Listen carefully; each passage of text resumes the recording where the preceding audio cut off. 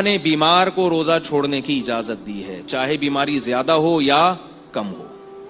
مسافر کو روزہ چھوڑنے کی اجازت دی ہے، چاہے سفر میں تکلیف اور مشقت ہو یا نہ ہو۔ البتہ تکلیف نہیں ہے تو روزہ رکھنا افضل ہے، اور بیماری میں بھی افضل ہے روزہ رکھنا۔ تو وہ بیماری جس میں روزہ چھوڑنا جائز ہے، اس میں دو شرطیں ہیں، دو شرطوں کے ساتھ روزہ چھوڑ سکتے ہیں آپ۔ پہلی شرط یہ کہ اگر روزہ رکھا تو بیماری بڑھنے کا خطرہ ہو، آپ کو 99 بخار ہے، آپ نے روزہ رکھا تو 100 ہو جائے گا، تو آپ روزہ چھوڑ سکتے ہیں، چاہے چھوٹی بیماری ہو چاہے گلا خراب ہے۔ آپ کا خیال یہ کہ اگر میں نے روزہ رکھا تو دوا نہیں کھا سکوں گا، گلا مزید خراب ہو جائے گا، حالانکہ گلے کی خرابی کو کوئی اتنی بڑی بیماری نہیں سمجھا جاتا۔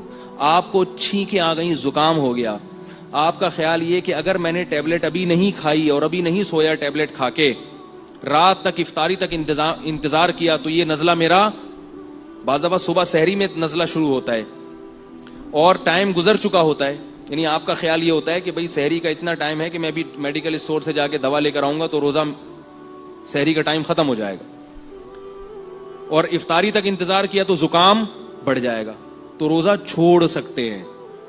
اب اس میں کوئی آپ کو تانا دے، چھینکیں آ رہی ہیں روزہ چھوڑ دیا، تو اس کو بولو اللہ سے جا کے بولو۔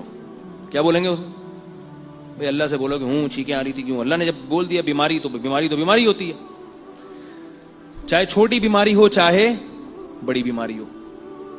دوسرا مسئلہ یہ ہے کہ بیماری میں بڑھنے کا اندیشہ تو نہ ہو، لیکن بیماری کے دیر سے ٹھیک ہونے کا اندیشہ ہو۔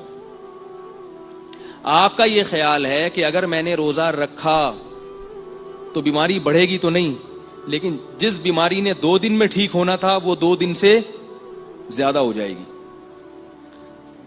اگر یہ 2 کنڈیشن نہیں ہے تو پھر بیماری میں روزہ چھوڑنا جائز نہیں ہے، کیونکہ روزہ بیماری کو کچھ کہہ نہیں رہا نا۔ بعض بیماریاں ایسی ہوتی ہیں بھوکا رہنے سے جلدی ٹھیک ہو جاتا ہے انسان، اور یاد رکھو زکام ایسی بیماری ہے جس میں بھوکا رہنے سے جلدی ٹھیک ہوتا ہے آدمی۔ یہ تو میں اس لیے کہہ رہا ہوں کہ کسی کو ٹیبلٹ کھانی ہو تو پھر روزہ نہیں رکھ سکتا، ورنہ عام حالات میں بھوکا رہنے سے زکام جلدی ٹھیک ہوتا ہے۔ نہیں آ رہی بات؟ تو ایسے زکام کے مریض کو روزہ چھوڑنے کی اجازت نہیں ہوگی، جس کا یہ خیال ہو کہ یعنی کھانے سے اور بیمار ہوں گا تو وہ تو اور بیمار ہوگا۔